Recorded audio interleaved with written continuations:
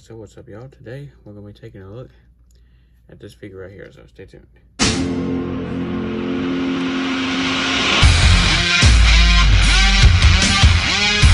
Okay, so this is Max Winters. This is a character specifically from the 2007 CGI movie. You may be wondering why I'm reviewing this figure. One reason is because there's not a whole lot of reviews out there on this figure. I've noticed. You can find them on the Turtles, the Shredder, and some other ones, but you don't really see much of this one. So I thought, to have this figure, why not do a review on it? So, without further ado, let's get into the accessories. The packaging first. Okay, so here's the packaging, or what's left of it I still have. Now, I meant to film this review yesterday, but it took me forever to find this packaging because I had to go down in my storage and find it, and I found the front piece in a different box, and that piece, I don't know how they ended up in two different boxes, but they did. So now, unfortunately, the bubble, I think, probably got thrown away, but as you can see, well, the front right here, this is a little bit bent, but as you can see, it says Max Winters on the front, which this would have been, I think, like this on the packaging, like so. The bubble would have been right there. But you could open this up, and it gives you like a kind of a bio, so if you want to read that, go ahead and pause it. As you can see, the bags, there's not a whole lot, but you can see on the bottom it says TMNT, all that stuff. It's got a picture of Raph and Leonardo on the front there, which is pretty cool. So move that out the way. Now the card itself, as you can see, it's got the TMNT logo. It's got like some pops and stuff, and the New York City on the top there. Pretty cool. On the back here, you can see it's got like a description. If you want to read that, you can go ahead and pause it. You can see it says TMNT on the top, and there's other figures that are available. You got the green, the good, and the ugly, which is kind of like the good, the bad, and the ugly. But you can see there's all 4 turtles on top there, which I have. There's April O'Neil, Casey Jones, and Splinter, which I don't actually have those 3, but I might actually get them 3.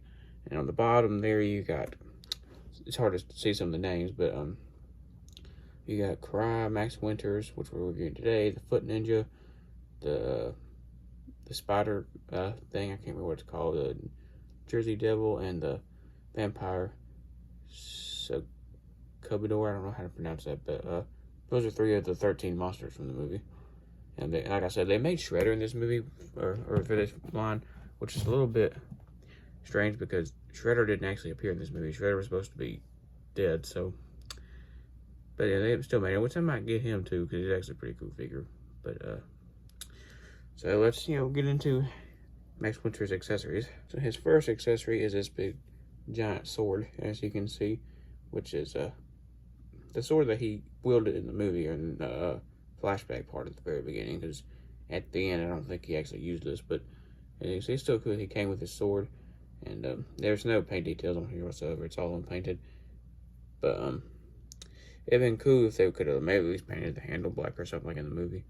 But Playmates does, they do this quite often. So and you see the shape is pretty cool. It's like in the movie, and he can hold this in either one of his hands. Well, you can get him a two-handed pose like I did, which is a little bit difficult, but you can see he can hold it. He gets an okay grip on it. It's a little bit loose, but still, it looks, he gets the point across. His next accessory, and most importantly, is his helmet, which is pretty cool actually, and he only wore this at the beginning of the movie, because at the end he didn't actually wear this, I don't think, but which was kind of a shame, because this is a really cool helmet actually.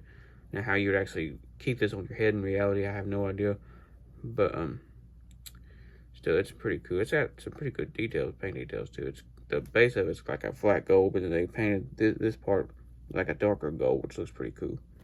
Now, you can put this onto his head, like so. As you can see, mine's a little bit loose because part of it's busted on the inside there, as you can see. But, so pretty cool. Okay, so usually I do articulation first, but since I'm going to do a face reveal, I'll do this sculpt design and color first, which the reason for that, because the head has part of articulation, I want to do this epic face reveal first. So as you can see, there he is with his helmet on, as you can see, and to the back there. I like how the neck armor thing kind of goes up into the helmet, which looks pretty cool. But time for the face reveal. So drum roll. kaboom. There is the face of Max Winters, which, looks kind of like he did in the movie. Now, in the movie, he had black hair and stuff, not brown, so that's a little bit of a little bit wrong there, but it gets the point across. It's kind of like a weird snarl, yeah, and the paint on his head looks kind of thick too. Looks like it's been painted on there really thick. But as you can see, the neck, you can see they actually had some details like the armor around his neck right there. It looks pretty cool. And there's some tabs on there where the helmet would plug in. Like I said, mine doesn't stay plugged in anymore because it's busted. But now his shoulders look a little bit weird because there's, if you remember on the back of the card, as you can see, there's supposed to be some shoulder things that stick off, kind of like wings, which I have both of those pieces, but unfortunately, this figure took a tumble off the shelf one time, and it snapped this one on this side, so I ended up taking both of them off because it looked weird with one of them on there. So, but I had the pieces, I just, don't have them on it because one of them's broke, so, accidents happen.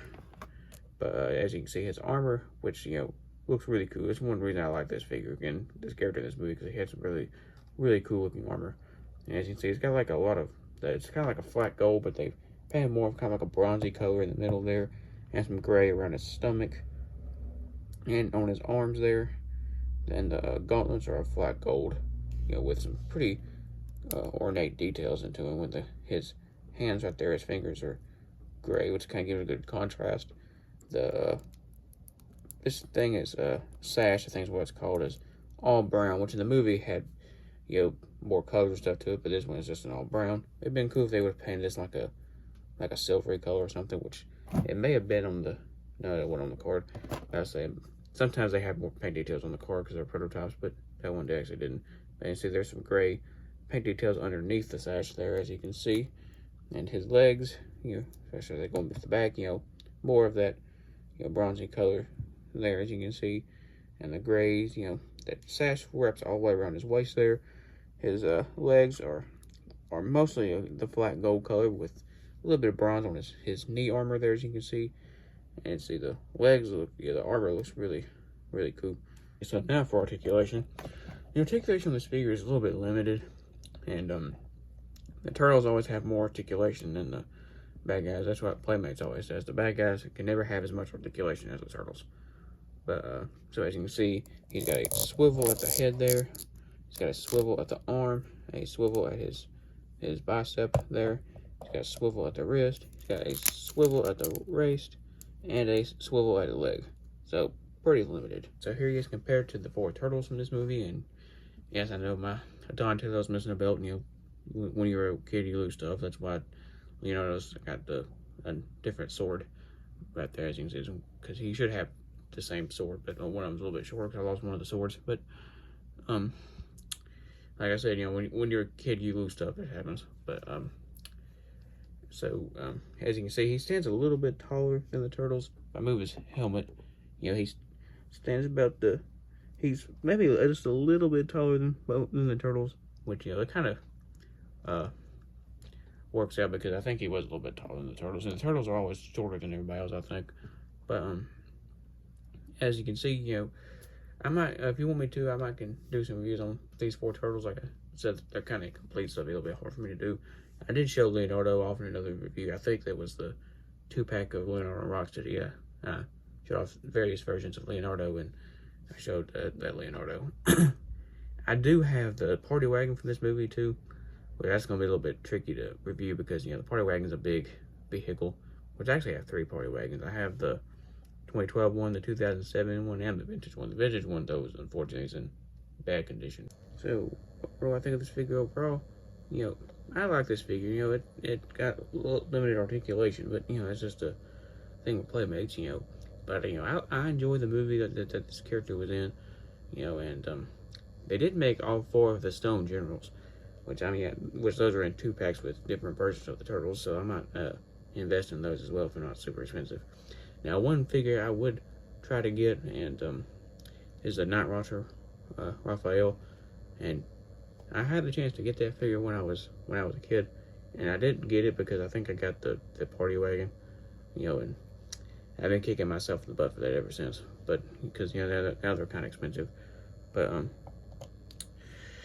yeah. So if you like this video and want to see more of these 2007 reviews, give me a thumbs up. That helped me out a lot, and don't forget to hit the subscribe button. Till next time.